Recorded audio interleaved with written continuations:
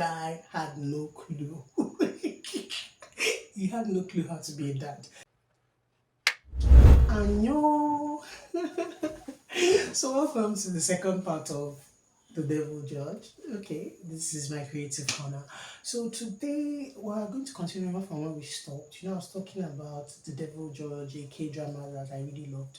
Today I want to talk about Johan. Okay, so he's like the main character. He's the devil himself. The devil.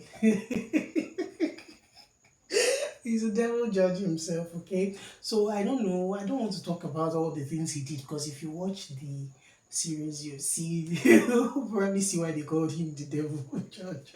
But for me, I don't think he was a devil. I think he had to be what he had to be to fight the people he had to fight.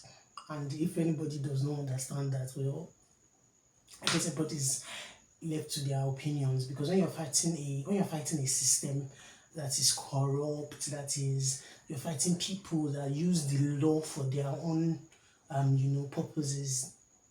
I think there's just a way you have to be if you really want to win, and I think that's what he was doing. He did what he needed to do. So that's just what I would say to avoid giving you so many spoilers. Well, I think the part that I don't know if it got to me, but the part that I would say was kind of fascinating about his character was you can see his picture here, right? Yeah. So the thing that was fascinating to me about his character was the fact that most of the things he did came from trauma. Like, he was traumatized. He was actually he was a traumatized fellow, right?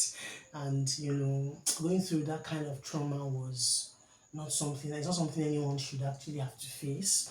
But that's life. Everybody actually ends up facing one type of trauma or the other. But I think I admire the fact that in his character, I admire the fact that his trauma did not turn him into something evil.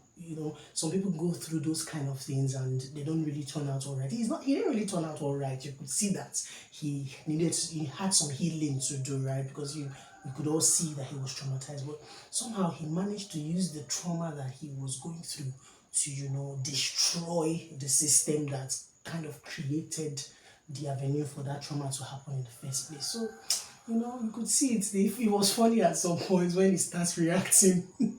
It's almost like he's hallucinating, and then you'll be like, what did they do this guy? So, but it was not really funny because when you realize where the pain is coming from. Another thing I'll say was, fascinating, or I don't know, hilarious, was how he was struggling to be a father figure. My guy had no clue. He had no clue how to be a dad. This kind of sudden responsibility slapped on you, and you have to be this person's father because the person's father and mother, they died. His niece, actually, he had to now become the father to his niece. So he really struggled with that to the point that he had to go online to look for tips. Don't worry, let me not give you too many spoilers. But I think I liked Johan. I liked his character. He was firm. He was strong.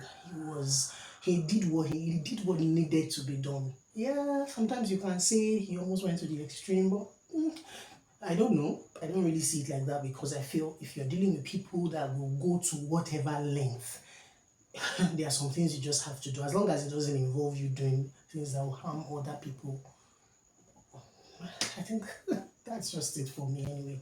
So tell me what you think about Johan, Kang Yo Han, the devil judge. What do you think about him? If you've watched the series, do you think he was evil? Do you actually think he was the devil? The devil judge. Do you think he was the devil? Do you think he was doing what he needed to do like me? Or do you just feel he was being extreme?